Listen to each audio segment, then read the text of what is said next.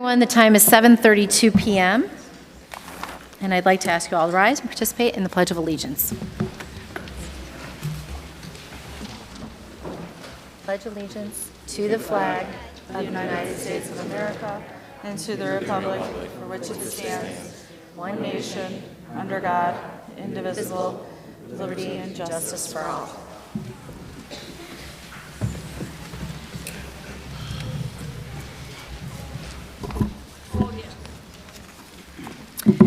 Before we begin public comment tonight, we recognize that many of you are here to talk about the potential sale of the Willow Springs property. And we also want you to know that we are listening intently to everything that has been said here tonight. Tonight, we will listen to all public comments at the beginning of the meeting. And as always, we appreciate community participation. Please understand the board does not engage in dialogue or discussion. If there is a specific question or comment that requires follow-up, the appropriate administrator will respond at a later time. Pursuant to Board Policies 2, 230, and 830, individuals addressing the board are expected to conduct themselves with respect and civility. In the interest of time, please limit your comments to 3 minutes.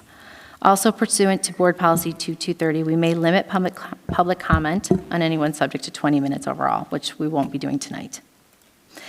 Thank you for cooperating with us to make this evening's meeting efficient and productive. And Marilyn, if you can call our first speaker, please. Jennifer Hauk.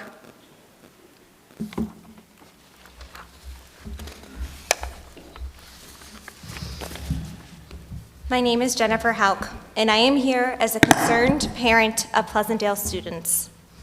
The last communication we've received from this board is that you continue to negotiate with any bidder to meet the $55 million minimum derived from an appraisal assuming the Willow Springs property will be used for industrial purposes. There are hundreds of scientific studies outlining the negative health impacts on people living, working, and/or attending schools near industrial zones. It's time for this board to acknowledge the science, take accountability, and change course on the Willow Springs land sale. Industrial zones don't belong next to schools. After controlling for other variables, studies report a higher percentage of students at schools near industrial facilities fail to meet state standards. Authors of these studies conclude it is just common sense to be protective with zoning in close proximity to schools, as distance from an industrial body is a key factor in adverse health and performance outcomes. Increased traffic alone has serious consequences. According to the EPA, health risks from this type of pollution include higher rates of asthma onset and aggravation, cardiovascular disease, impaired lung development in children, preterm and low birth weight infants, childhood leukemia, and premature death. Children have an elevated risk for these repercussions. How many kids are you comfortable with getting cancer for $55 million? Why do you think local municipalities are lining up to rally against this? They witnessed the devastation Sterigenics left in its wake.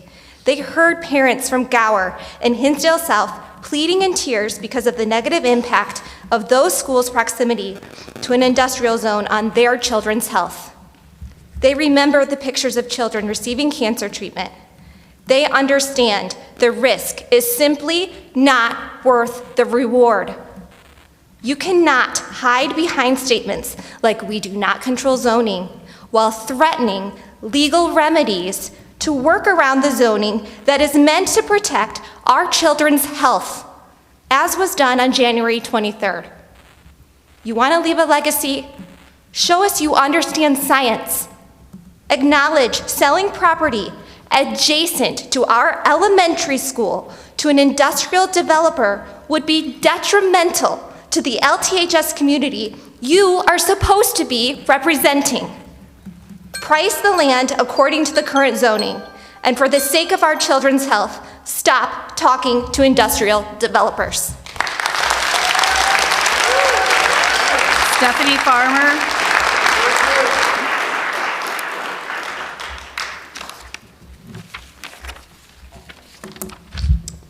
Hello again. I'm going to talk fast because I have a lot to share today. My name is Stephanie Farmer. Let me begin by telling you all that I respect you and your positions. It's honorable that you volunteer to help guide our district with what you believe is best for our students. I have been in agreement with many of this board's previous decisions, and I have applauded you for doing what was necessary to keep our students safe, for wanting all students to feel seen and included, and for trying to implement data-driven practices to improve student outcomes. However, I'm highly disappointed, and I'm against this board selling the 71 acres in Willow Springs to any industrial company. This board has already shown the desire for knowing what your buyer will do with this land, as shown in Superintendent Waterman's emails with Michael Andrewich, a representative of Bridge Industrial. Therefore, I urge you to continue this due diligence with all prospective buyers.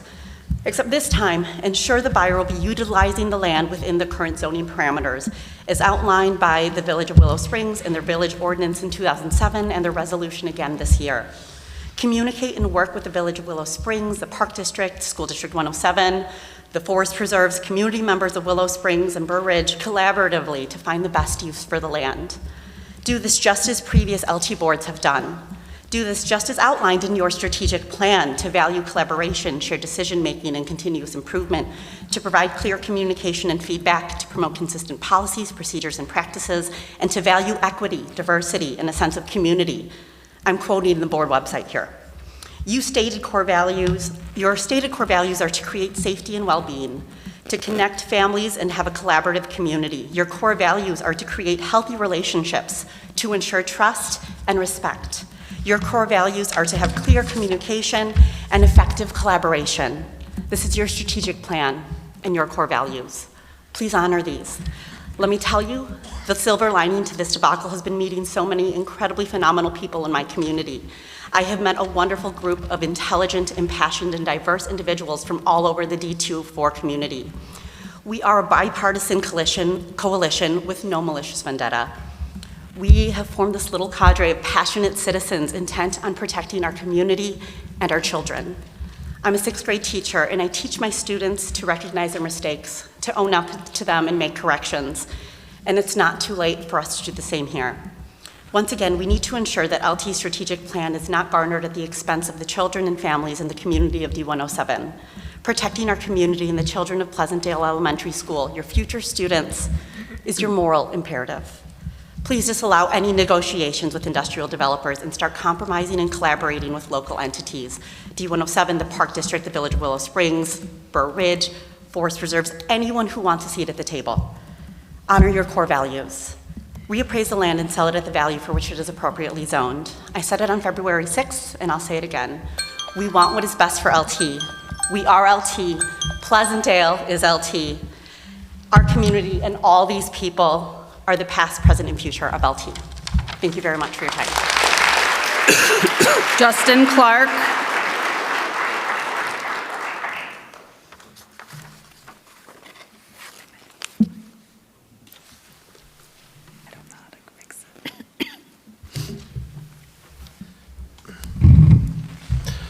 Good evening, everyone. My name is Justin Clark, school board candidate, decade-long LaGrange resident, and father of a Cossett 6th and Park 8th grader. My wife and I are thrilled to say that next year we will be LTHS parents.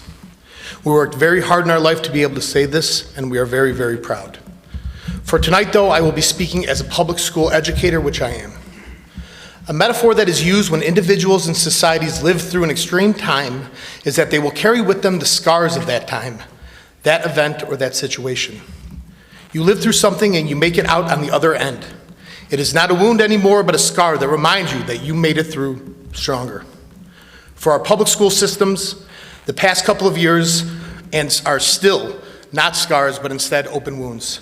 Students still are suffering academically, socially, and emotionally.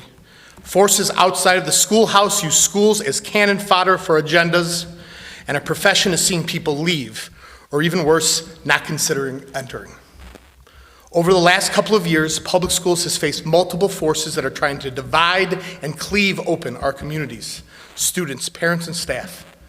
What we need are opportunities to bring these groups together in the spirit of collaboration, empathy, compassion, and understanding. The LTHS Board of Education has an incredible opportunity to support the health of our schools by taking a step back from the current proposal to sell the Willow Springs land. Our school board has an incredible opportunity to show that public schools are only as great as its communities, and none of them, regardless of how small, matter less than the other. To take a step back from the current proposal and open up dialogue with our neighbors would be an incredible step towards our school healing from the last couple of years, a last couple of years that have been violent to our public body. The LTHS School Board can act as the welcoming and encouraging hand that public schools have always strived to be. With your action, we can collectively ring true that we are LT. Please stop the current process to sell the Willow Springs land and bring our communities together to figure out how we can best support our current and future students. Thank you for this opportunity to speak.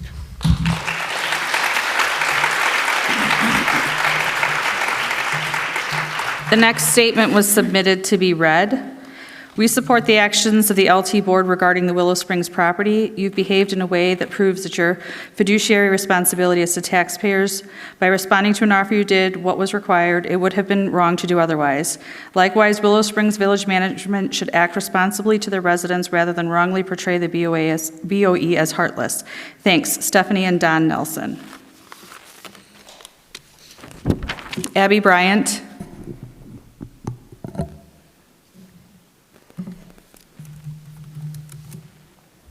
Hi, my name is Abby Bryant. I went to Pleasantdale Elementary and Middle School. I graduated in 2018 from OT and was in the transition program there for 3 years. The property that you are selling is in my backyard.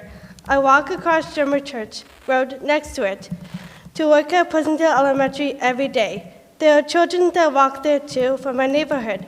I love working with these kids there, and I want these children to have a safe and healthy learning environment. I once played in a playground and can't imagine any industrial business being placed next to it. That will affect the health and safety of the children there now. Please stop talking with industrial developers. It will be harmful for these students, staff, myself, and my neighbors. Thank you.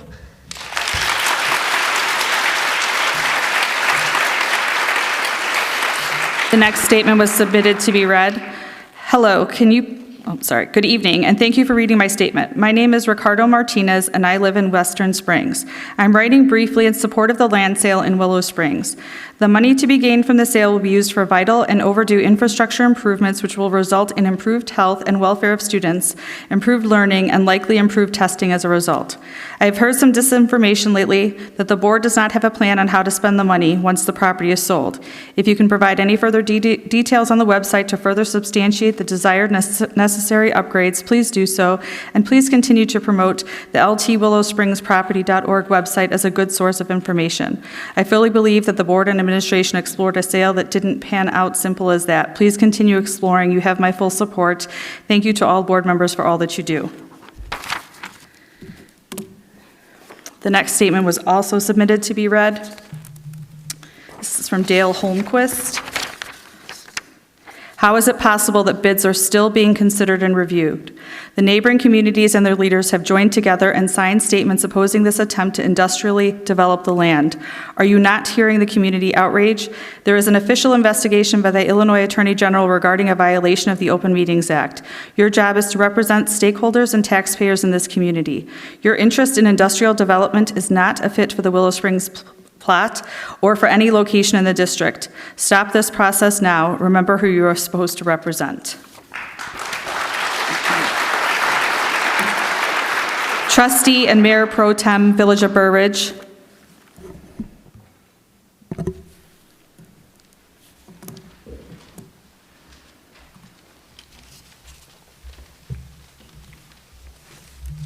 Good evening. My name is Guy Francis. I am an elected trustee in the Village of Burr Ridge, a position I've held for 10 years. Prior to that, I served for 16 years on the Plan Commission Zoning Board of Appeals for Burr Ridge. I am also Mayor Pro Tem. I'm a lifelong D204 resident, having lived in LaGrange Park, Burr Ridge, LaGrange, and then now again in Burr Ridge. I'm an LT graduate, as is my brother, my two sisters, my two children. My father attended LTJC, if you know what that was. prior to the outbreak of World War II. I'm also a Pleasantdale D207 graduate.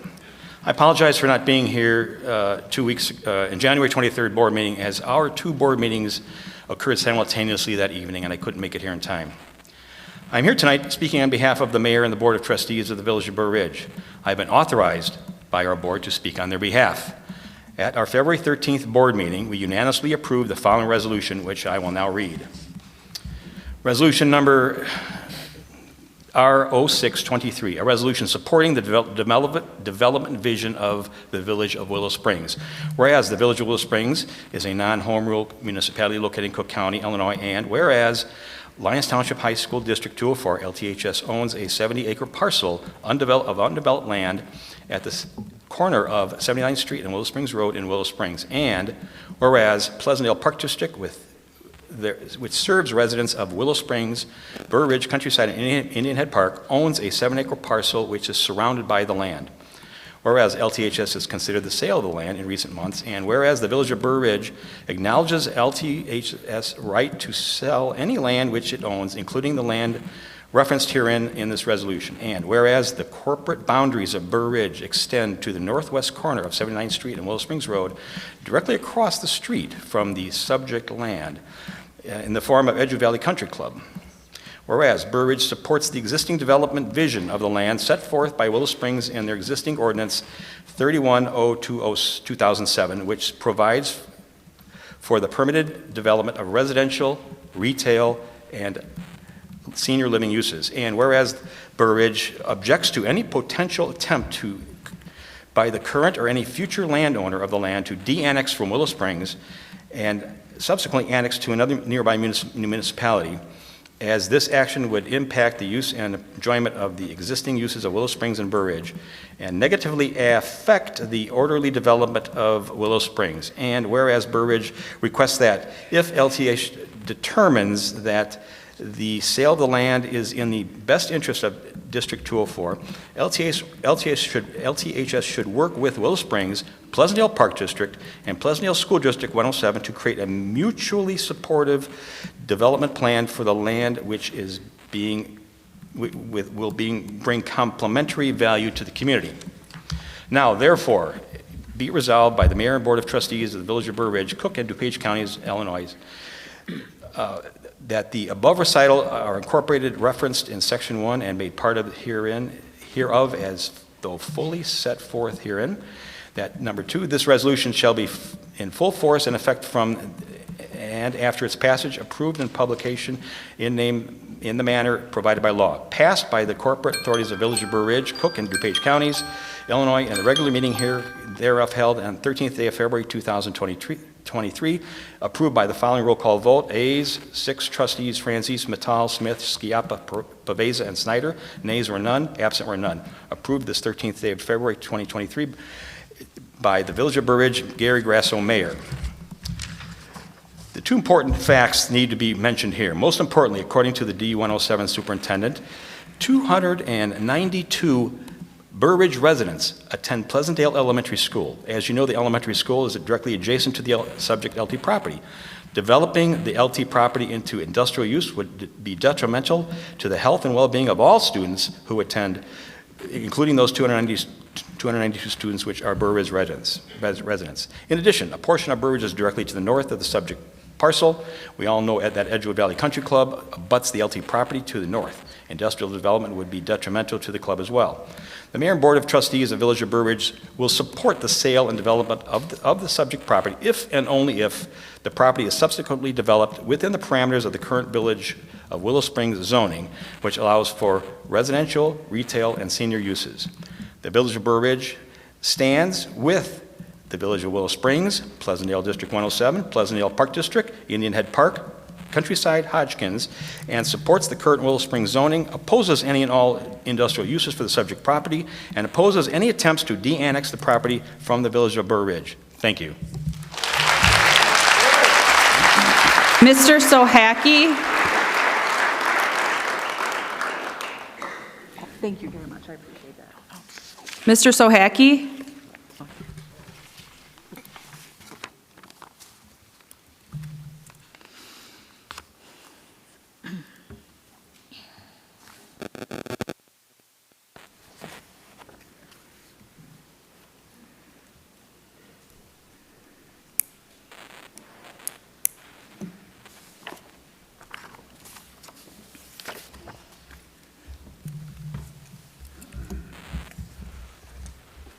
Hi, Ed. How's everybody doing? Okay?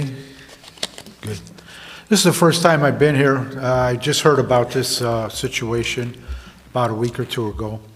I didn't even know there was other meetings about it. I've been out in this area over 30 years, and that property's been vacant. There used to be a house on there. They knocked it down. It's a prime piece of property. I understand where the commission's coming from. But, you know, I've heard other people talk about industrial and this and that, schools. Nobody said anything about UPS. UPS has been there for 25 years, if not longer. And, you know, Willow Springs, they tried to glom onto that property, but it was too late because Hodgkins picked it up. They couldn't see the value in it because the old GM plant was on it. So Hodgkins picked it up, UPS bought it. I don't even think the residents of Hodgkins, what? What do you mean? It's really not the way things happened when Hodgkins got that property. Can let him finish. No, that's okay. No, I'll listen. Go ahead. There was quite a bit of protesting back then. Okay, can we finish? Okay, there was protesting, I agree with her, but it was from the part of Willow Springs. But Willow Springs could have had their property years ago, but they didn't want it because of the old Fisher Body plant. They didn't want to deal with that. So, matter of fact, one of the administrators that was on the board of Willow Springs left because he was trying to talk him into getting that property because it was a good piece of property. And he went over to Hodgkins. He talked to those people. They took his seminar pretty good as far as saying, yeah, that's a good piece of property. Let's see if we can grab it. They grabbed it, and now the residents of Hodgkins hardly pay anything in taxes because UPS is paying for all that. But all I want to ask is, what kind of industry is the board looking at? I mean, is it manufacturing? Is it industrial, like say a trucking outfit or whatever? You know, that would, if you could maybe bring that out as far as what you're looking to get in there, maybe people will take a different look at things and, you know, maybe get that property to make some revenue, whether it's for the board or all the villages that surround it. But like I said, that's the first I've heard about this, so I'd like to get more information. Hopefully I will in the next few weeks or so. And thank the board for having me up here. Thank you. Ann Bennett.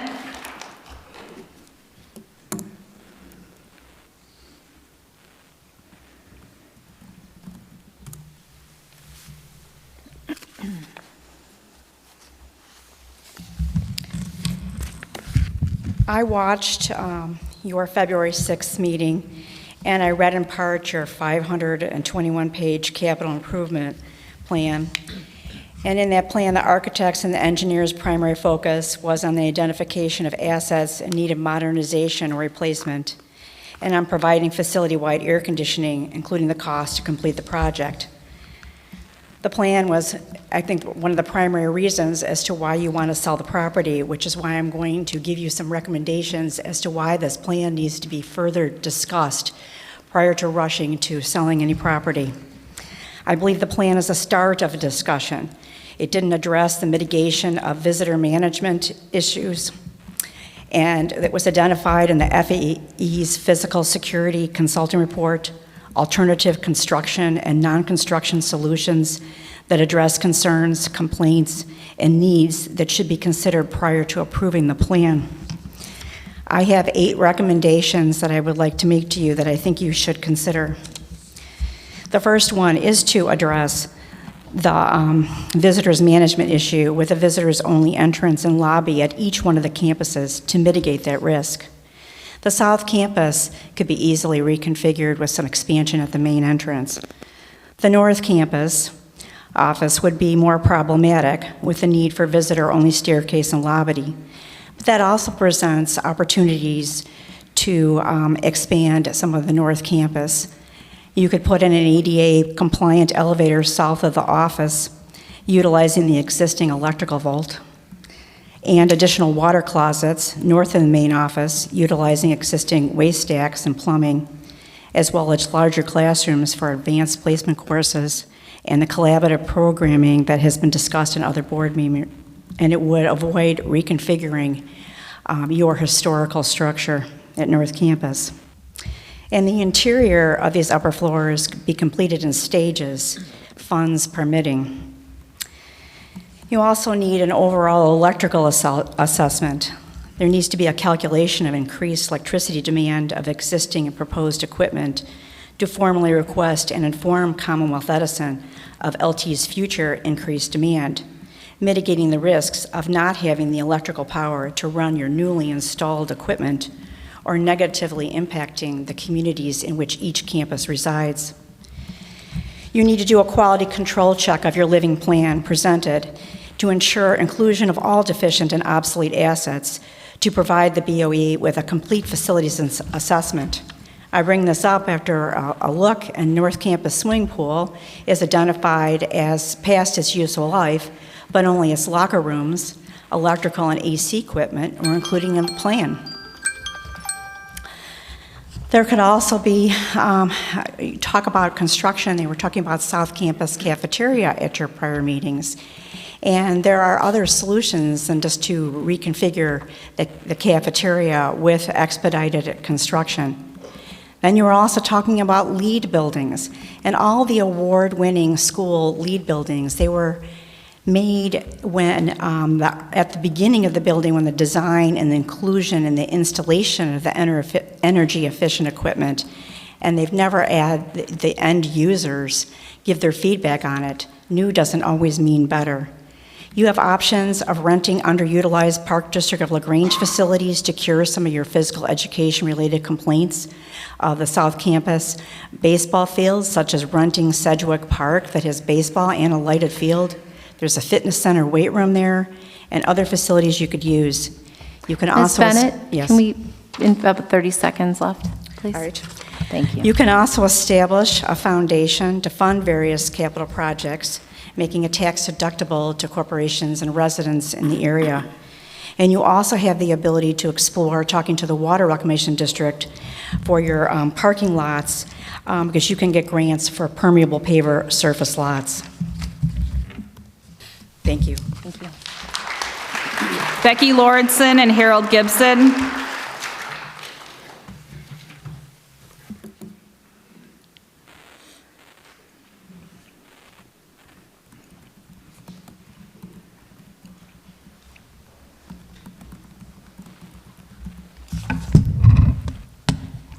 Hello, everybody. Thank you for this opportunity to talk with you. I'm Becky Lorenzen from LaGrange, Harold Gibson from LaGrange, and Nancy Bramson, who was going to come up here from Brookfield. First, we want to thank the District 204 board and administrative staff for all your efforts and to endorse diversity, equity, and inclusion. We, like you, have found our lives enriched and fear disseminate when we learn about each other and meet people of diverse backgrounds. In light of this, we want to announce two things. First of all, there's an art show that's being presented by the descendants of LaGrange's first black family, the Sims. Check out Bernie Sims on the wall outside. The family's been here in LaGrange for generations, and their art and their family history is being displayed at the First Baptist Church right north of the post office through the end of February, from 1:30 to 6:30 in the evening. Bernadine and Doug Sims are the artists. The second exciting project is that Community Diversity Group wants to announce our Mosaic Art Project. This is going to be a community building project where our diverse community will come together to design and build 8 mosaic art panels to be placed on the LaGrange Community Center. We're now in the fundraising phase, trying to raise funds to fund the panels, and we are planning on doing design in April, laying the tiles in late summer, and unveiling and celebrating in the early fall. See communitydiversity.org Mosaic to donate and find out more information. I have some flyers for the board members and people up there that I'll pass around. And if you're interested in the audience and would like more information, just stop by and see me. I've got extra flyers. We look forward to working with you to build a better community for us all. Thank you. I'd like to pause for just a minute and remind everyone to please limit our comments to 3 minutes. We have quite a few people to still go through tonight, so it would be nice to stick to the 3-minute limit, please. Jim DeStasio.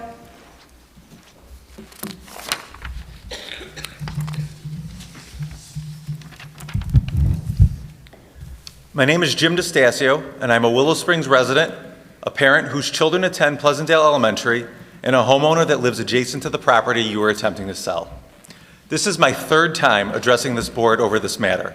It's an issue that is yet to be discussed by this board with the communities most impacted by a sale in any substantive way. We feel unheard.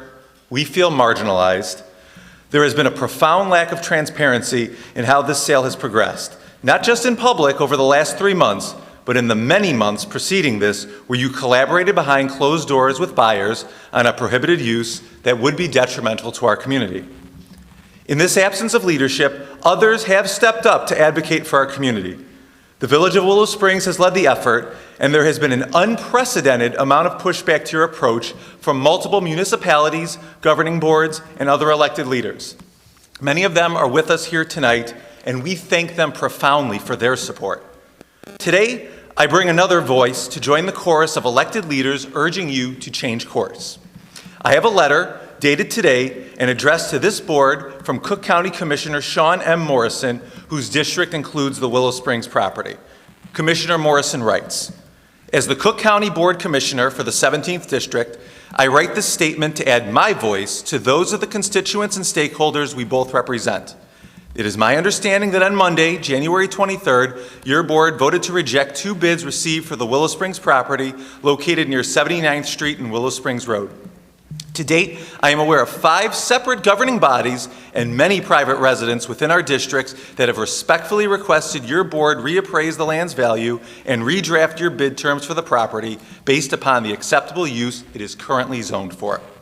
I understand your board's desire to explore the sale of the Willow Springs property and do not oppose your efforts to meet the needs of your students. I simply and respectfully ask that you do so in a way that mutually respects and adheres to the Village of Willow Springs' current zoning ordinance for that location, placing due consideration to the feedback you have received from multiple residents and from your fellow governing boards. Sincerely, Sean M. Morrison, Cook County Board Commissioner, 17th District." The message here is loud and clear. Stop your current approach to this sale. Reappraise the land at current zoning. Hold public forums to solicit real community feedback. You are absolutely entitled to sell this land, but please do so in a collaborative and respectful way. Hold yourself to the same standards your predecessors did when they considered a sale in 2005.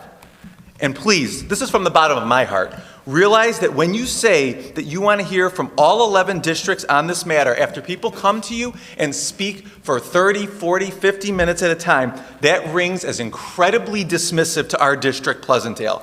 You certainly have a responsibility to all 11 districts. But remember, you are only going to force one, Pleasantdale, to shoulder the economic and public health fallout of an industrial development in a residential neighborhood. There is a path forward here. My hope is that you reconsider, that you re-engage, and that you begin rebuilding the trust that has been so badly broken by this process. Thank you. Becky Walters.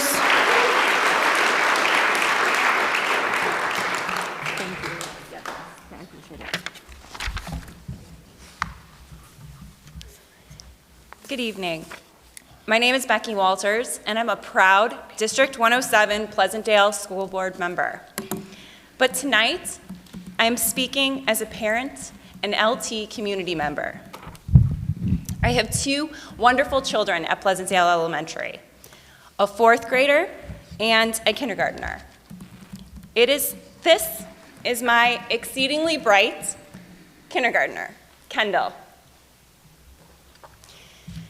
Kendall suffers from a seizure disorder.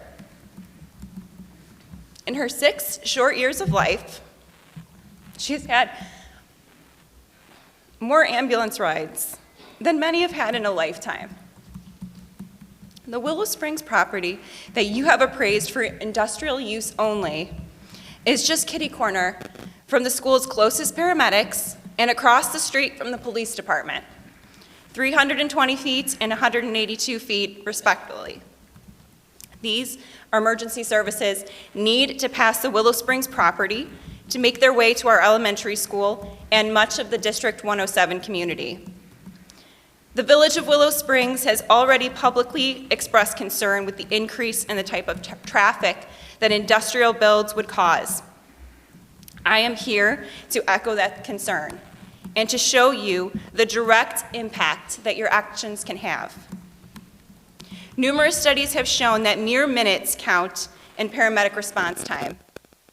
My question to you is, can you guarantee that the truck and traffic buildup from the industrial use will not affect first responder response time when the direct route to our children is past the Willow Springs property? I am appealing to all parents whose children need emergency services, whether it's medical in nature or, as the direction of the world seems to be taking with school shootings, police protection related. Please do not make the jobs of our first responders more difficult with congested truck traffic en route to the school when every minute matters. We moved to Willow Springs from the city 11 years ago for 2 reasons: better education and safety for our future children. I'm asking you to please keep our children safe. I've listened to the broad statements made by the board's attorney about how this is a zoning issue for Willow Springs. However, Willow Springs leadership has already stated zoning will not change. This means that you will leave our small town to fight legal battles over disconnection or whatever other legal loopholes an industrial builder who can afford a $55 million property will dream up. Please do not leave Willow Springs left holding this lopsided, expensive legal battle with a multi-million-dollar company. Sell to someone who will use this property as currently zoned and keep our kids safe. I've always loved the hashtag #WeAreLT because it expresses such unity. Please remember when making the decision as to how to sell this property that Kendall is LT too. Ms. Goby.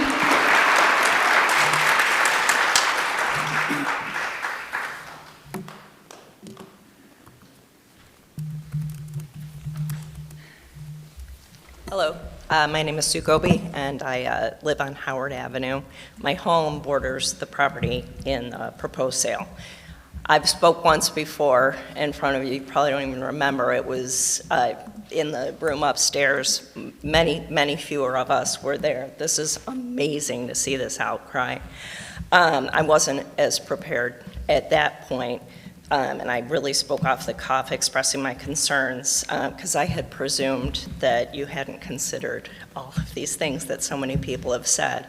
But now I've read the zoning ordinance, the terms and conditions of the sale, the narrowly tailored appraisal, the statements from this district, from Willow Springs, from surrounding communities, and the articles in the patch, which are wonderful.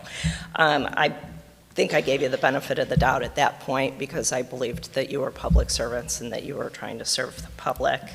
But now it's become very clear to me that nothing that I said that night or can say tonight would have made any difference whatsoever in your decisions that you've made to sell the property.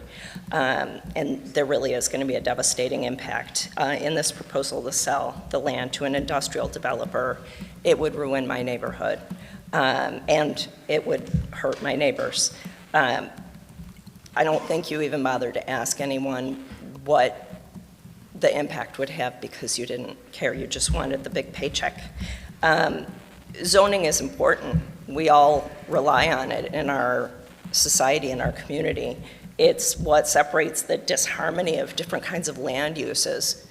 My side of that property is a quiet, tree-lined, bucolic place. That's why I wanted to live there. The idea that I'll have a warehouse in my backyard is incredibly horrifying to me. So your presumption that zoning would just be a minor matter that the buyer could take care of, it really offends me and makes me feel that nothing that the folks that are going to be impacted by matters. The other issue that concerns me greatly is that when the attorney for this district commented that if Willow Springs did not approve industrial zoning, that the board had other remedies. It's really disconcerting because those remedies would take away the ability for Willow Springs to protect the character of my community. That's their job as my town. And the fact that it would just be so casually and flippantly presumed that it could be overruled or undone is very upsetting. And I hope you see by the public outcry over this action that my neighborhood's going to fight about this, and that we're not going to stop fighting until we see a change in direction from this board. Our pleas to you for compassion, for understanding, and for moral decency are not being heard, but the outcry is growing. If you won't change direction because it's the right thing to do, then please change direction, because the controversy is embarrassing, it's distracting from other school matters, and because it's not going away until you change your direction. Thank you. Mr. Alan Smuda. Mr. Smuda.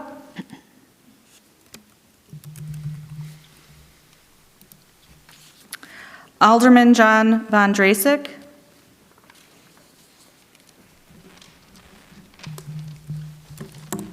Good evening. I'm here on behalf of the City of Countryside tonight. Mayor Sean McDermott couldn't be here. He's down in Springfield. Alderman Tom Michael Isaac, who also represents the south side of Countryside as myself, he couldn't be here as well. Our city council had this letter drafted to go to the board, and it also went to Willow Springs. I'm a 30-year resident, City of Countryside. 18 years I've been alderman. I represent these people. A lot of the people in the area are like family. We have some very unique areas, and I'll get to that in a minute. Anyway, the letter from Sean McDermott. On behalf of the Countryside City Council, I'm writing to express my opposition to the proposed sale of the District 204 property located in the village of Willow Springs on Willow Springs Road. Current traffic congestion on Willow Springs Road during commuting times is a serious problem for the Countryside residents living in these adjacent neighborhoods. The proposed sale of the development of the 70-acre site would exacerbate existing traffic congestion and would cause additional noise, air pollution concerns to our residents. For these reasons, we ask that your administration work to preserve the land as open space. The City of Countryside stands ready to engage our Cook County and State of Illinois officials to seek comparable funding to preserve this unique parcel of land. We recognize and understand the desire to adequately address the district's long-term financial needs, and we are prepared to work cooperatively with your administration to achieve these goals. That being said, there's no one better to reach out to than our mayor of the City of Countryside. As I said, he's down in Springfield now. He's the most qualified to help work with you to get funds to possibly preserve this land. And the other side of that, I have many of my residents here that I've represented all these years. I raised 6 kids that went to Pleasantdale, came here at LT. I'm a graduate of LT, my mother and my father-in-law. I'm a beneficiary of having gone here. My kids, they're flourishing. I am truly grateful for that. But that being said, I have residents out on the Fifth Avenue cutoff. I don't know if you're aware of Stanley Luke Stable. My mother grew up on Fifth Avenue cutoff. The expressways weren't there. When Fifth Avenue cutoff area came into Countryside and was annexed into Countryside, the residents of the area were piloting the ship of how they wanted to see that area. We have a minimum of 1 acre lot sizes. We've had numerous developers come to us. I've had them come to me. I've had them come before the residents. And before they could present their plan, when they saw the level of, that they didn't want it, they got up and left. So that being said, I encourage you to reach out to our mayor. Any questions, myself, we're happy to help. Thank you. Mr. Patrick Murray.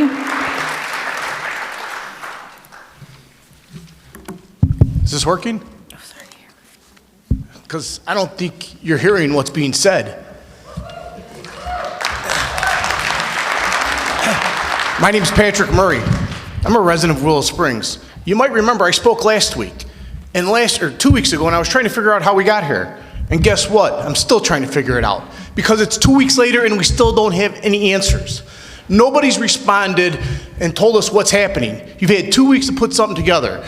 Although you suggest that you've engaged the public, you've engaged the other officials, you haven't engaged anybody. You've heard from Countryside tonight, you've heard from Willow Springs previously, and you guys haven't done anything. You heard from Burr Ridge as well. We don't want industrial there. It doesn't get any clearer than that. But because you're not hearing us, I have a son and I have a daughter. They both go to Pleasantdale. So why don't you hear from my son so you see who you're actually affecting?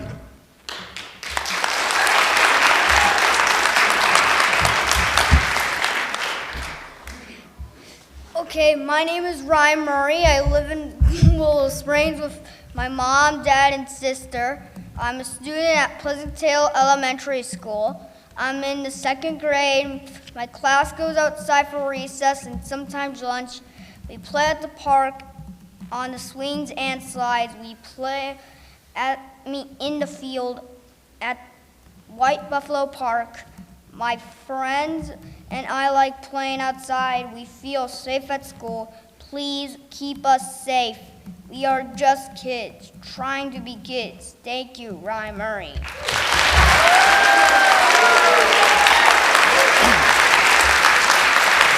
As a follow-up to that, there's a lesson to be learned here today. The lesson number 1 is my son's learning to be a man. He's learning to confront challenges that he's going to come across in life. This is one of those. He's got to speak up for himself. He's learning public speaking. But you know what? There's also a lesson here for you. Your decisions and actions have consequences. My son, my daughter, my neighbors, their children are the consequences of your actions. I'm asking you this. Be respectful. Be safe. And responsible. Excuse me. That's the Eagle way. I'm asking you to follow Pleasantsdale model. And if you do, maybe you'll get an eagle feather. Thank you. Mrs. Arlene Cabana.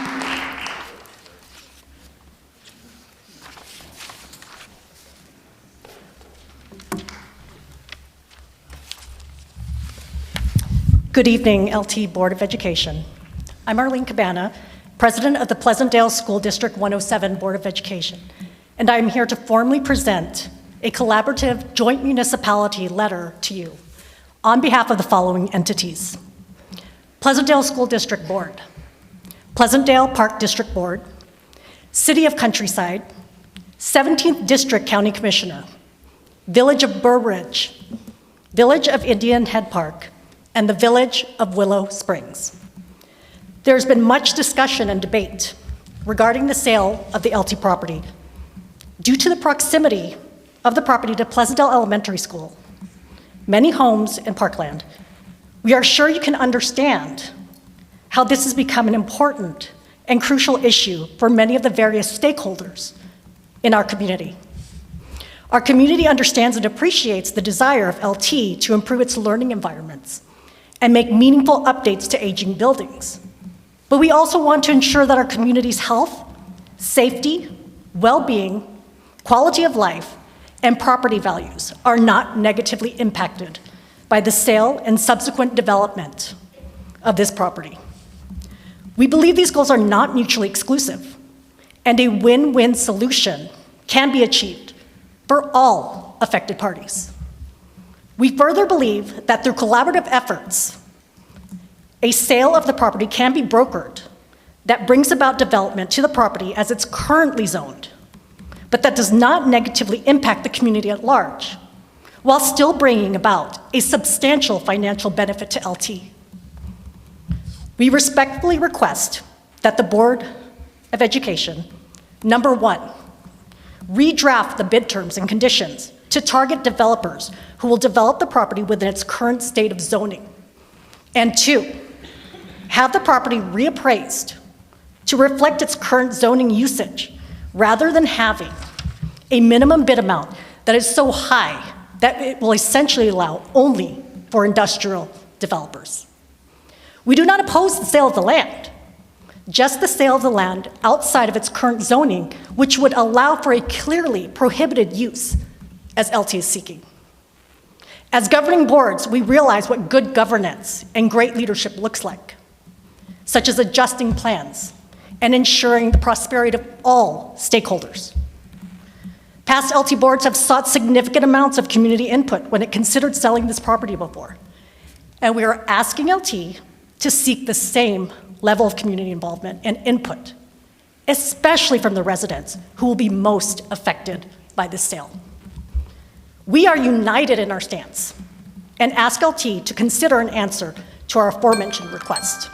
And furthermore, I'm also formally asking, as previously requested on other occasions, on behalf of the Pleasantdale Board of Education, Park District Board, and the Village of Willow Springs, that LT meet with our representatives before a bid is received and approved in a joint collaborative meeting.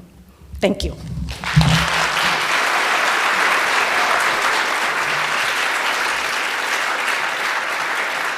Jennifer Wolf. Jennifer Wolf. Kelly Powers. Kelly Powers. The next statement was submitted to be read by Melissa Crisoni. I agree with selling the Willow Springs property if it is not needed for a third campus. However, I am strongly opposed to selling the land at a price based on industrial use when current zoning prohibits industrial. The community has made it very clear that rezoning is not an option. Now seems like the right time to reassess your approach. Community stakeholders such as District 107, Pleasantdale Park District, and Willow Springs have expressed an interest in collaborating to find the best use for that property. Please accept their offers to work together. The LT Board in 2005 did not believe they had a fiduciary obligation to squeeze every possible dollar out of that land. They chose to take a collaborative approach. Although their efforts ultimately did not succeed, they at least attempted to work with the community. I am asking you to please do the same. Please work with the community on selling the land rather than selling it at a price based on industrial use. Danielle Scarpelli.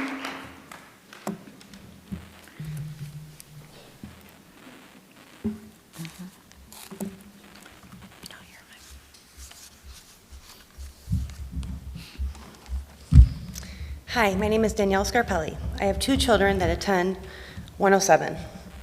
You're a board elected by the people of the community to lead and serve a school district, not a company that sells commercial property. So the fact that you did not check or ignored zoning shows your community and students that following laws and rules doesn't apply to this board. You have set a terrible example of what service and leadership should be to your current, future students. Mr. Waterman, along with everyone sitting up there tonight, you have caused such a divide in the LT community. Dangling $55 million for land that is not properly assessed for what it's zoned for is so reckless. Why are you holding on to over $40 million? You have money already to do most of the improvements. Along with that, you have all approved to raise our tax levy to the highest you possibly can. You feel that putting your own taxpayers and families at risk of harm is worth any amount of money? Completely disregarding putting current students, future students, and families at risk? I used to live by Saragenics and moved away from that area. So many citizens develop cancers and illnesses that I live near. My mom lost her life to that battle the same year the plant finally closed. It took a community to stand up for what's right. It was called Stop Serogenics. I never once thought that I'd have to address a school board to not put industrial next to their own district. You trying to sell to an industrial next to an elementary school will be your legacy. We will not forget. Putting a whole community at risk for your own political gain. You lost our trust, especially tonight, yet again, behind closed doors before this meeting started. You, in the Closed Meeting Act, discussed the sale of that property that you haven't even properly assessed by the zoning laws. It baffles me how you can continue to go against our community. Look around this room again. This is what, the third time you had to move it to this place because there's so many people here? Mr. Waterman, at the last meeting, Village President Nettemeyer of Willow Springs asked you to resign or asked the board to vote on your termination of your seat.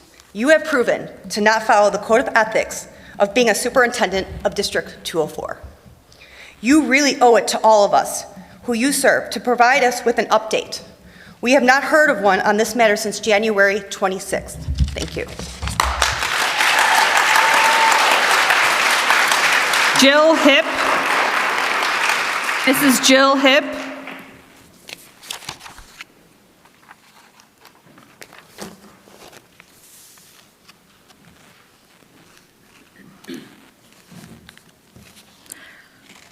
Sandra and Alan Cameron. Okay, thank you. Mario Imbarato.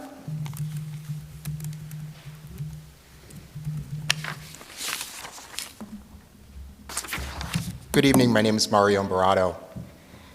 If you look back in history, you'll recognize that many ancient cultures engaged in human sacrifice. For example, the Incas drugged and killed virgin women and children to prevent natural disasters. Human beings were sacrificed to prevent earthquakes, wind wars, protect buildings. Crowds gathered to witness the sacrifice, and bloodthirsty organizers went away satisfied. Ultimately, human sacrifice was rationalized as a way to protect the majority at the expense of the minority. But of course, the virgins and their families were the real victims. We can all agree that this misguided rationalization was truly horrible, and we've come a long way in inclusively respecting all members of the community. On the sale of the property, you say that you're listening to our comments, but then you continuously bring up this idea that you have to do what's right for the whole district.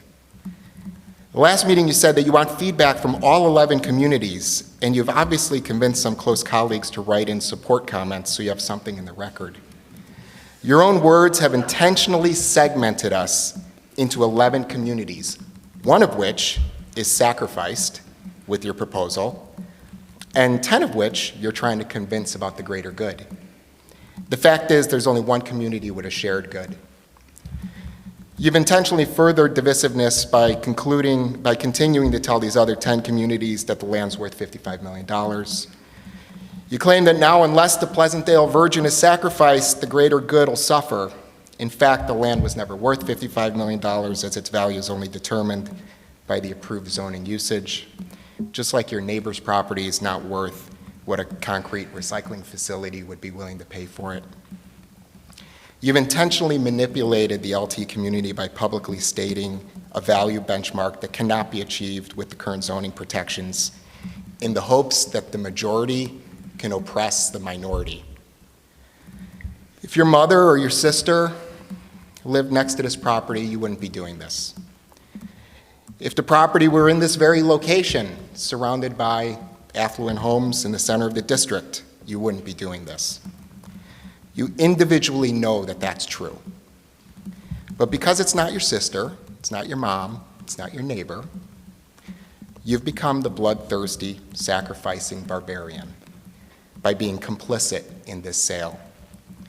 Your fiduciary duty to the district absolutely does not require sacrificing all these people and the thousands of people that live south of Joliet Road. You just need the courage to say it to your board members and the superintendent.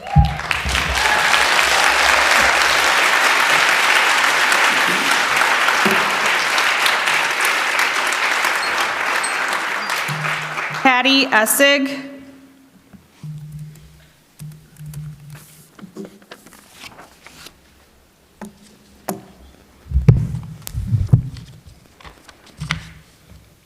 Good evening. My name is Patty Essig. I'm a countryside resident, born and raised. I'm an LT alum, along with my husband, kids, siblings, in-laws, nieces, nephews, and 3 grandsons in the near future. When we say we are LT, we really mean it. But besides LT, we are also Pleasantdale. My husband, kids, and grandkids are all Pleasantdale. We have 8 more years of grandkids attending Pleasantdale Elementary School. Obviously, we are vested in the area, which is why we are so concerned as to the future of the LT Willow Springs property. I agree with the others that spoke previously, expressing their concerns of the property being sold to an industrial developer. But I'm not up here to rehash their well-said remarks. Instead, I want to address the Board of Ed regarding the handling of the property sale, mainly discussing the sale in closed session without properly noting it as a reason to go into executive session. In today's Patch article, Board Member Daniels mentions how LT Board has engaged with members of the community on the issue. I ask, what members? Not Pleasantdale School District 107, not Pleasantdale Park District, not the Village of Willow Springs, nor Countryside, Burr Ridge, or Indian Head Park, all who are greatly affected by the land sale. I served on the Pleasantdale District 107 Board of Ed for 10 years in the early 2000s. New members were required to attend training classes put on from the IASB, Illinois Association of School Boards. We were taught how to follow Robert's Rules of Orders. I went out and bought another copy just to make sure the info was still relevant.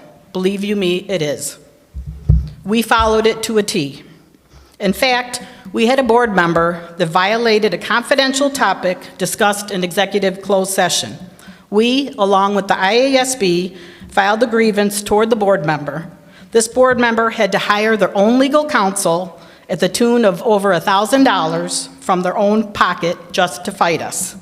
You see, Board of Ed members, while you're supposed to be representing the district, you may be unaware that you can also be held personally responsible. So for those of you that just went along with the majority on the land sale, maybe think twice next time.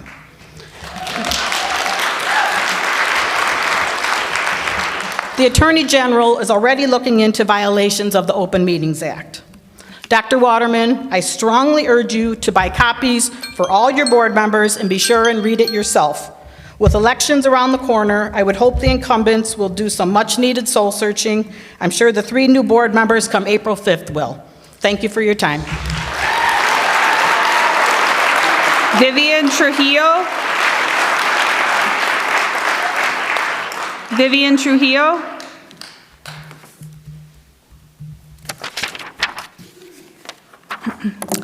This form was asked to be read by Kathy Shaughnessy. Would you like this building in your backyard? As a 15-year cancer survivor, please don't put me at risk of having to go through that again. Eric Nerad. Eric? Fred? Whiting?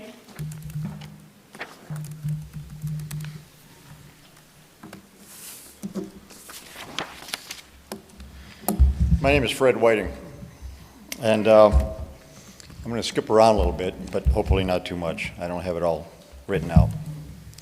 Everything that we have learned, we've learned through FOIA. You have not presented anything to us in an open forum, much less watching you discuss it openly. Everything is through FOIA. So let's talk about some of those things. First of all, Pat Murray asked how we got here. The only way we can try and understand that is through FOIA, because you're not helping us, okay? March 15th, Steve Grotzimer sends a letter to Michael Andrewich, Thank you for your time and effort in the LT site. As you know, Bridge is incredibly excited about the opportunity and is motivated to work with the LT School Board to find a creative and flexible solution to their potential land disposition. As an LT alumni, and I don't know what that has to do with it, I would be personally excited to work on this property. Okay? As a bullet point on that, number 10, brokerage commission. The offer represents to this letter of intent is being made based upon the assumption that purchase will pay a standard market brokerage fee based on purchase price to, you'll recognize this, Brian, Lee and Associates, per the terms of a separate agreement. Okay, let's move on a little bit. March 22nd, a letter from Mike Androwich, okay, with the unsolicited bid, which I'll double back on, but it's not unsolicited, just so everybody knows. He addresses it to Kelly, Allison Kelly, and Brian Stachek. Why does he address it to them and also request that it be forwarded to Carrie Dillon, because she didn't have her email address? How is that possible? Wouldn't he want to call the board or email or get their addresses? Let me back up once. All the emails from the board members are conducted on private email addresses, and they're all redacted in the FOIAs. That's how we know they're private, right? Okay. He sends it to Allison. Now, Allison lives 3 doors away from him. That's quite a coincidence. Is it possible they had talked before this? This is now middle of March. I'm contending this was going on way before the middle of March, okay? It's too much of a coincidence. Now, let's move on. I've requested FOIAs for all the correspondence between Carrie and Allison and Steve Grutzimer and Mike Androwich. All these FOIAs are rejected. They're postponed. Mr. Whiting, you'll have 1 minute to finish. I'm moving along. Okay? We're still waiting for FOIAs, simple FOIAs. Here's a simple FOIA, okay?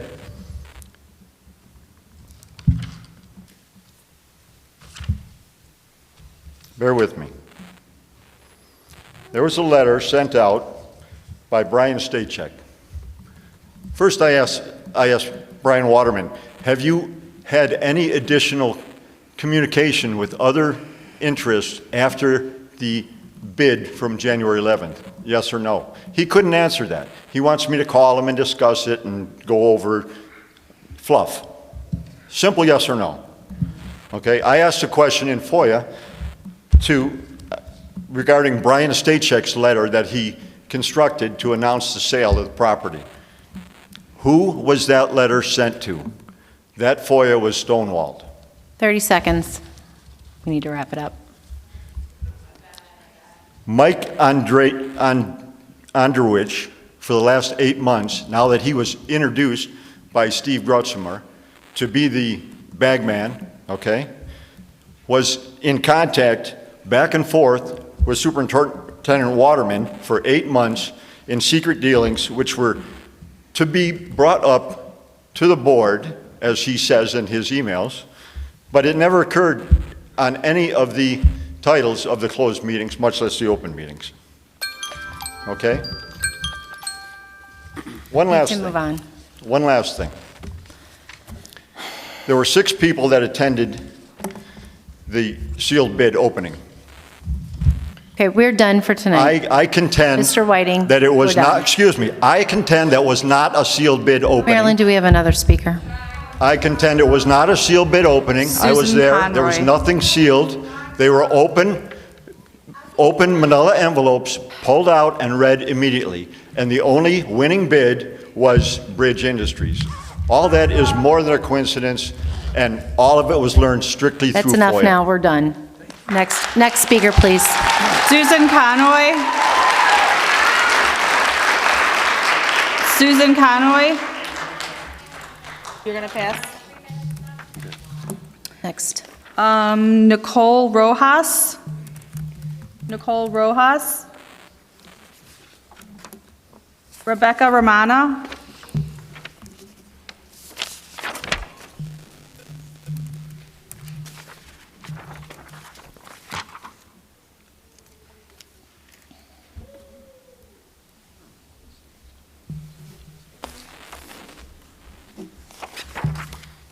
Hello. Thank you for allowing me to speak. I'm hopefully going to be clear in my statements because I'm changed my direction since I've been sitting here. I understand the frustration of the Pleasantdale families. I should say I live in LaGrange. I do not live in the Pleasantdale neighborhood. But I do understand the frustration of the Pleasantdale families, and I would be fighting just as hard if I lived in that community for the zoning to remain non-industrial. I also understand the desire of the board to do their jobs for the community and the sale of the property. I do not believe the malintent that led to this point, that there was malintent leading to this point. I do not agree with the cries for people to resign. I do not claim to know that mistakes were made. Up to this point, I very much believe that this is more of a zoning issue. In principle, I agree you have the right to get the largest value for the land to benefit the LT community and believe that your intentions have been to do the best you can for the greater LT community. But the public outcry to me is clear. I support this board wholeheartedly in the direction they have taken LT. I appreciate your poise in the face of a lot of disrespect in the past year, not as much by this crowd, but many in the past who have disagreed with many of the well-fought-for equity measures that I will continue to fight for with this or any board. Those people are more than happy to take advantage of this situation. And I fear for the future of the board and implore you to please do what you need to do to make sure that the Pleasantdale community members feel your concern and see your desire to right any wrongs or admit any mistakes if they were made, and to possibly reappraise the land for its current zoning. Thanks. There are no more comments. Sorry? That concludes all the public comments. That concludes our comments. Okay. Thank you again for this evening for the comments. Again, the board's been listening. And that will conclude public comment for tonight. We'll move on to the next part of our agenda. Next up, we have LTEA President Andrew Johannes.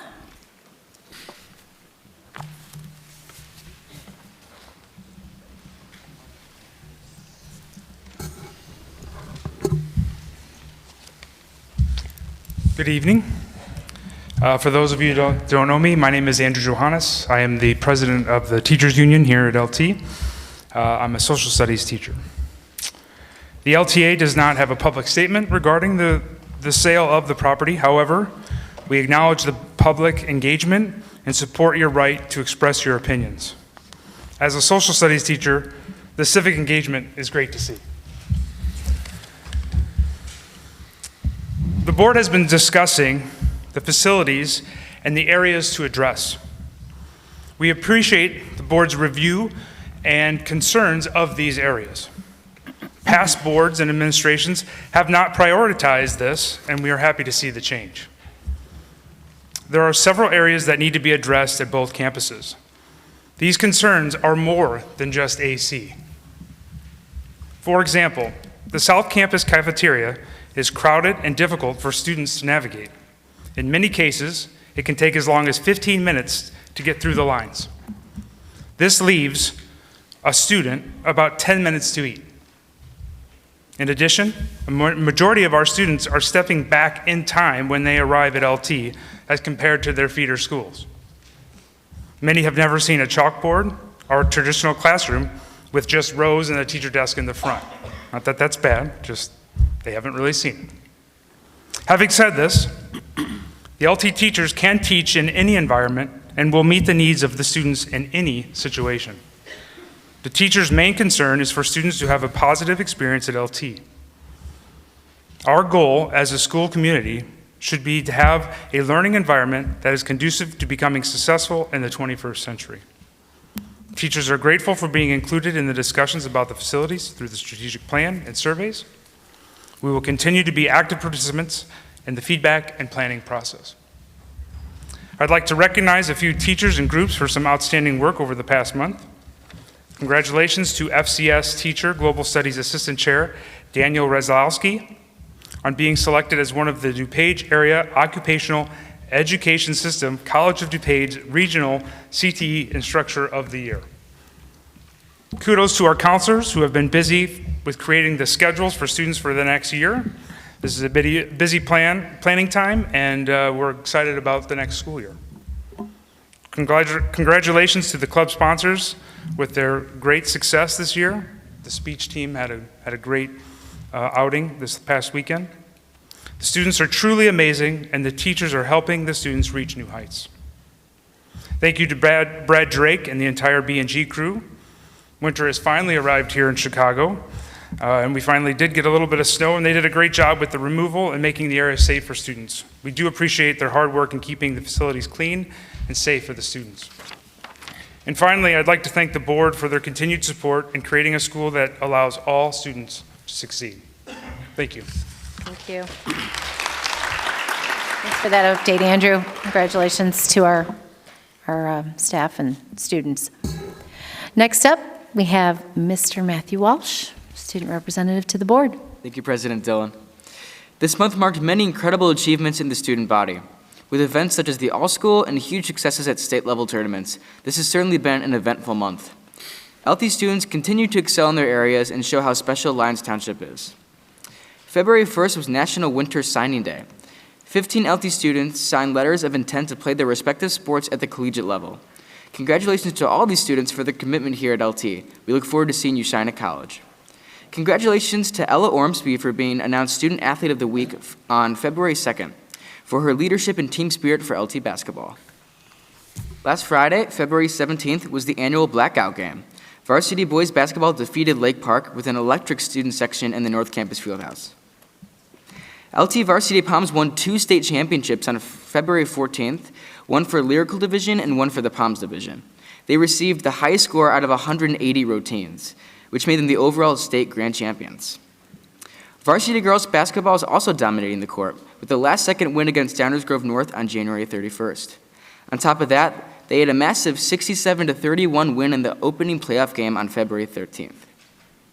LT Boys Wrestling is continuing to have a successful season, with the JV team winning the WSC Conference Tournament on January 29th, where 10 of the LT wrestlers placed.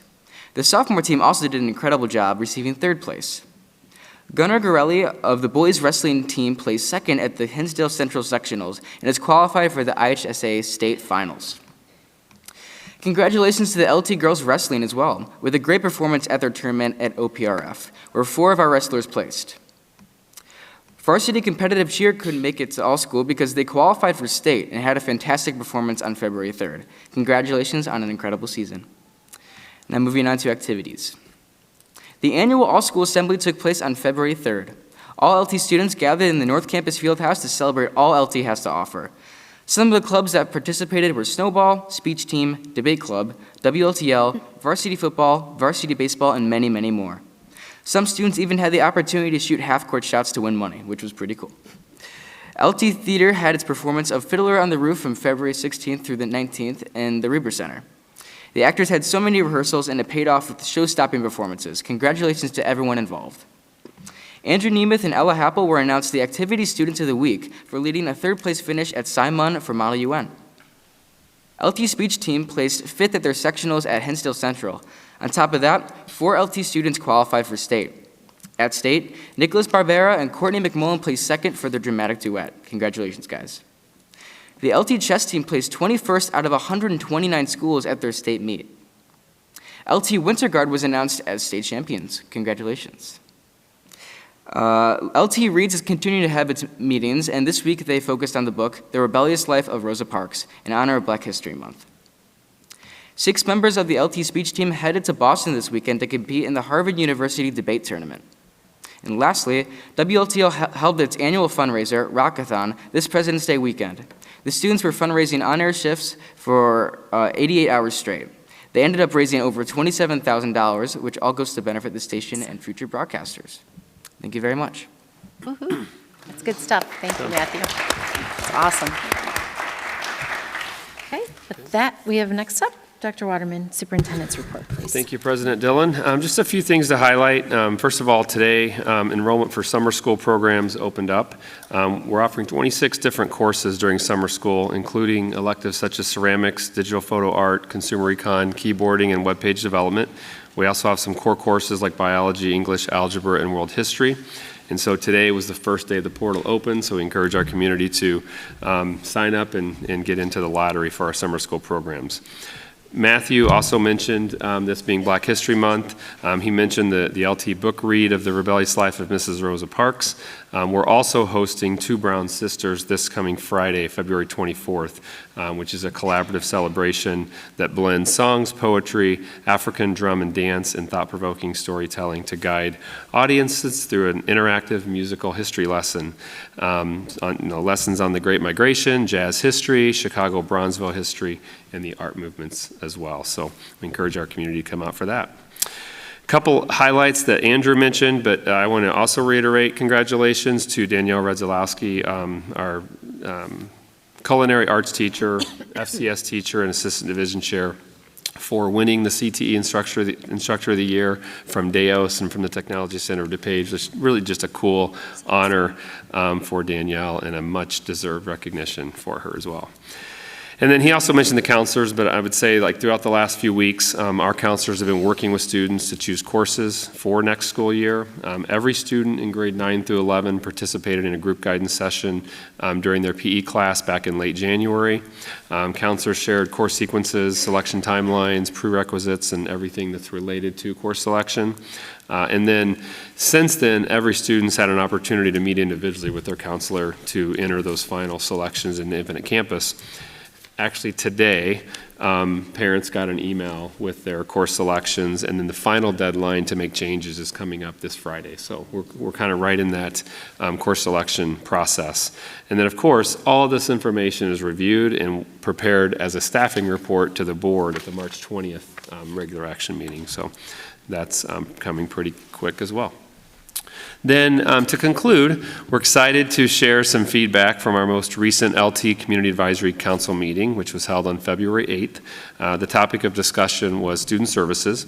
The Advisory Council heard a presentation that was really just an overview of some of the cool recent changes in student services from Leslie Owens, also from Division Chair for Counseling Drew Eder, Assistant Division Chair Kate Walgamuth, our College and Career Center Coordinator Cody Daly, and a junior counselor, Brooks Spencer. So tonight, LTCAC Chair Shelley Taylor is here to share that feedback. Shelley, thanks for being here tonight to share everything. Thank you. Thanks for giving me the few moments to speak. The group really enjoyed the presentation led by Dr. Owens and her team. I think there was a lot of interest in what was shared. There were a lot of questions during the discussion. So I'll try to give a brief summary. Some of the questions we first asked the group to comment on the positive results they've noticed. Dr. Owens presented on the changes to counseling staff, and particularly the addition of counselors to every grade level. Students and parents have really noticed an improvement in the counselor's connection with students, and the change is definitely appreciated, so that came through loud and clear. It was noted that lunch sessions that are being offered are convenient and effective. Mr. Daly has clearly made a strong impression. His work with college and career planning was well recognized by many members. And the focus on students facing specific challenges is appreciated. And this was related to some of the grade level efforts that the specific counseling teams are working on that were presented. And, you know, the group would like to see some of these supports expanded to include more students. For example, the Juniors Counselors Program for students taking their AP course for the first time could certainly benefit all AP students if that were scalable. Then we asked about areas where the group would like to be better informed. When to go to a counselor versus a social worker came up, just kind of an understanding of what those resources are for and how to access them. It was suggested to provide a FAQ or a decision tree of some sort to facilitate accessing resources. Also suggested an app or a website to schedule time with counselors. And then in terms of communications, consider bullet point info and emails. I get that a lot myself. Highlighting key dates for parents, just noting the large amount of information that gets sent out via email. And there was also comments, interest in having more information shared about college alternatives such as military and the trades. And then suggestions for informing the community, means for informing the community. The website, which we know is recently revamped, is a great resource. Social media, someone suggested mail postcards with QR codes. I know those have been used on flyers quite a bit. And then again, the suggestions with emails, to send more targeted emails, include bullet point info, perhaps offer a subscription option where families and community members can choose what topics they want to receive information on and filter out topics that don't apply to them.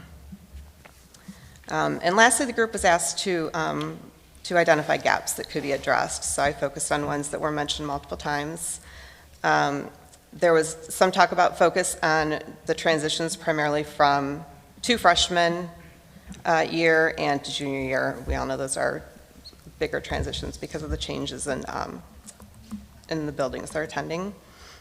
It was suggested to require a specific number of counseling sessions, especially for the first couple of years. Ensure consistency across counselors in terms of contact frequency, types of engagement. Consider expanding college and career services to South Campus to reach out to students sooner.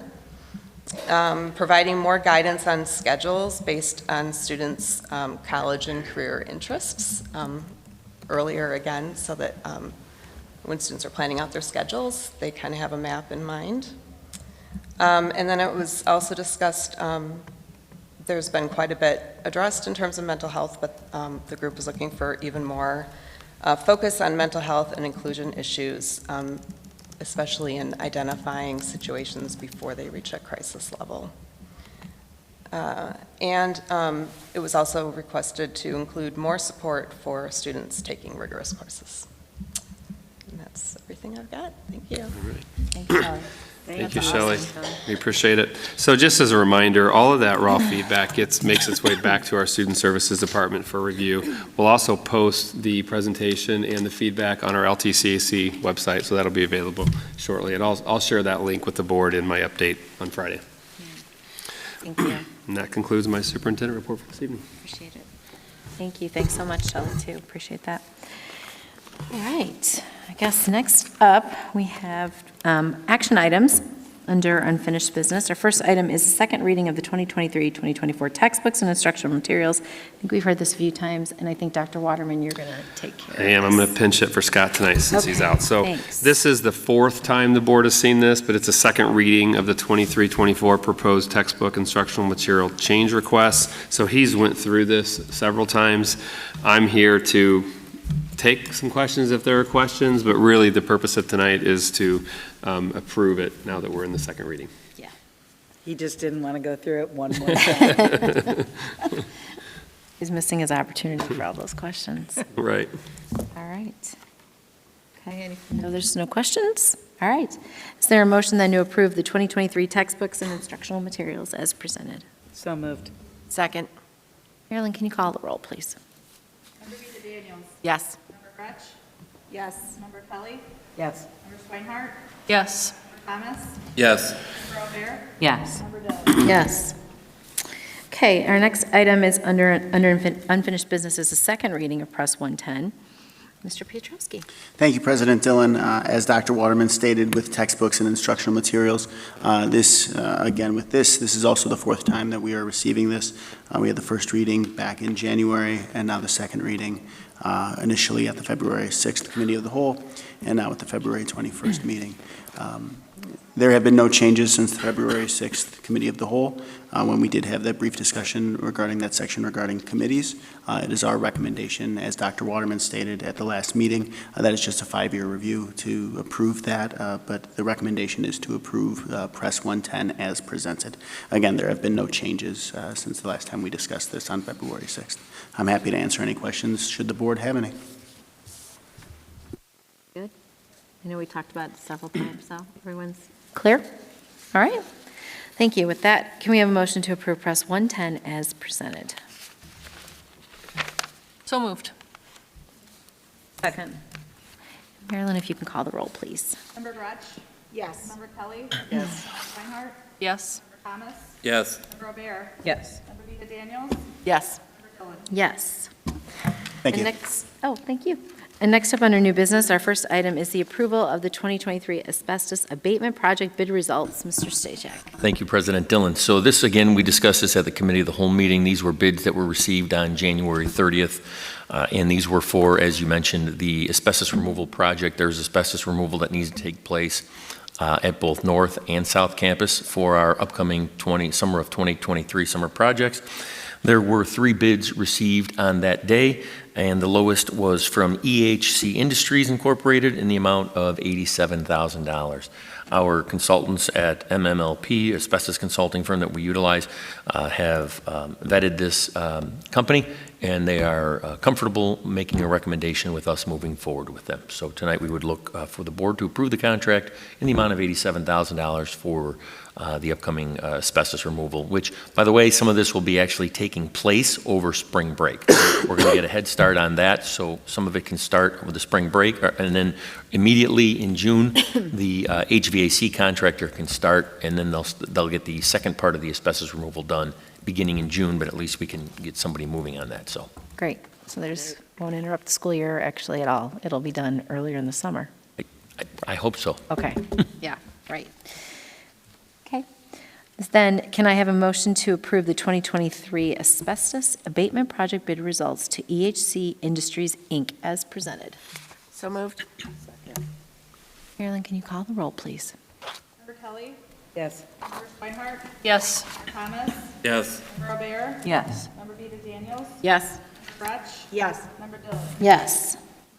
Thank you. Our final item under new business is the approval of the fiscal year 23 tentative budget amendment. Back to you, Brian Stachek. thank you, President Dillon. Again, also discussed at the Committee of the Whole meeting, we have a couple of changes here that we talked about. First of all, we're looking at amending the revenue side of the budget because our corporate personal property tax revenue is continuing to increase. Again, all this being somewhat unexpected from where we have been in prior years. We will have to monitor that going forward, but we're increasing that revenue source by about $1.25 million. And again, I'm going to continue to monitor this as we go throughout the spring here. We get into March into April to see where some of our payments are going to be. In addition to that, we had initially budgeted a number that was higher than what our bids came in for our summer of 2023 projects. So we're actually backing off some of the expense in the capital projects fund by about $1.1 million. And again, those are all positive developments. And the other one that I pointed out was the addition in the activity funds of adding a $1.8 million revenue source and a $1.8 million expenditure source.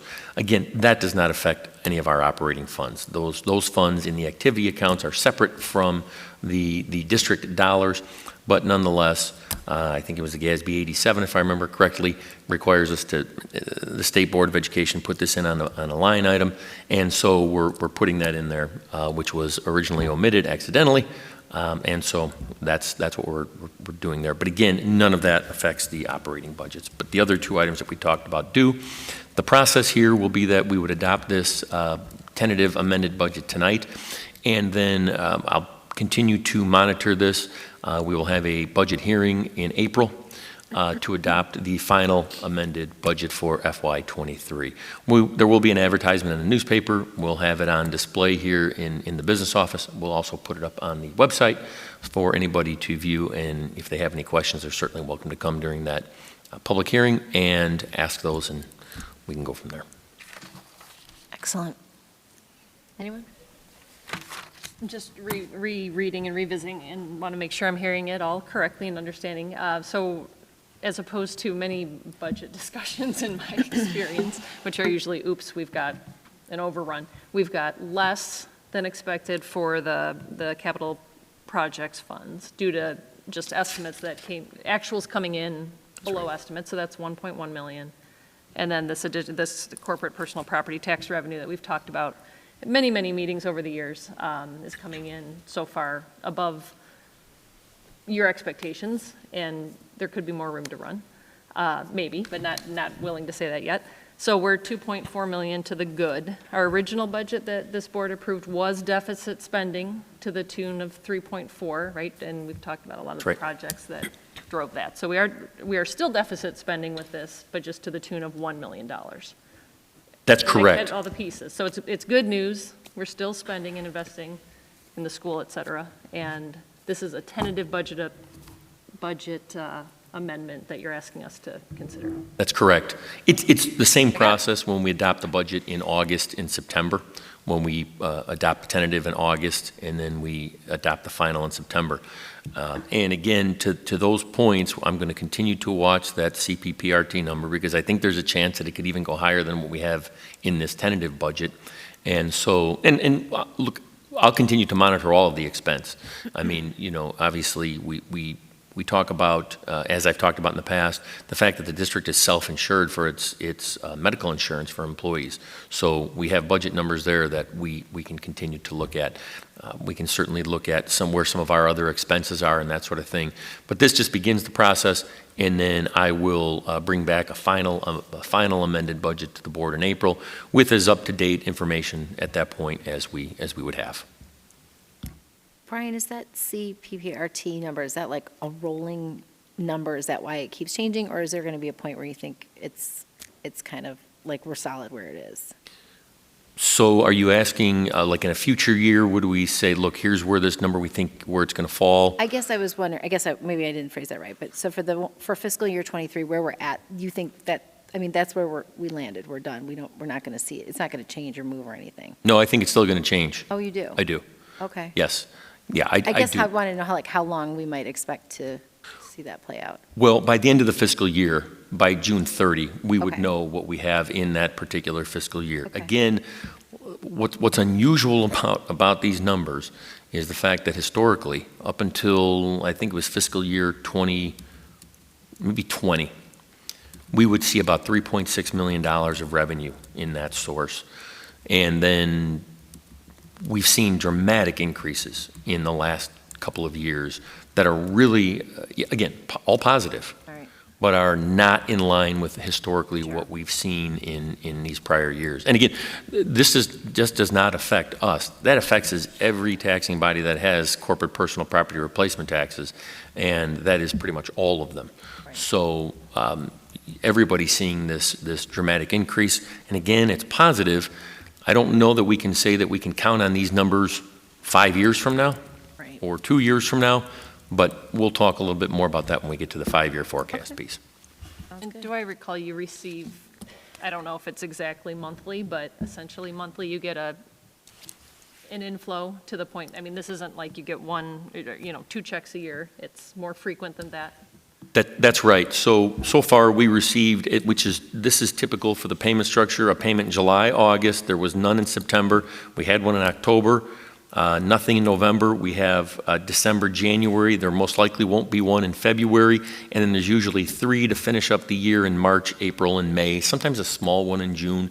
But we won't, like I said, I'm not anticipating anything in February, but for certainly March and April, we would look to have payments and into May, and historically, those are some of the larger payments that we actually see. So, again, I'll have more information as we get to April, and we're able to determine where we're at with that. We won't have the May payment at that point, but we'll start to have a better idea of where we're going to land. Thank you. Sure. All right. With that, can I have a motion to approve the fiscal year 23 tentative budget amendment as presented? So moved. Second. Marilyn, can I have a roll call, please? Member Swinehart? Yes. Yes. Member O'Bear? Yes. Member Vita Daniel? Yes. Member Grutch? Yes. Member Kelly? Yes. Yes. Thank you. We've now reached the consent agenda. Is there a motion to approve the consent agenda as presented? So moved. Marilyn, if you can call the roll, please. Yes. Yes. Yes. Yes. Yes. Yes. Yes. Thank you. At this time now, the board will adjourn into closed session. The board will not be taking any action following the closed session this evening. Is there a motion to adjourn into closed session for the reasons stated in the agenda? So moved. Second. Marilyn, if you can call the roll, please. Yes. Yes. Yes. Yes. Yes. Yes. Thank you, everyone, and have a wonderful week.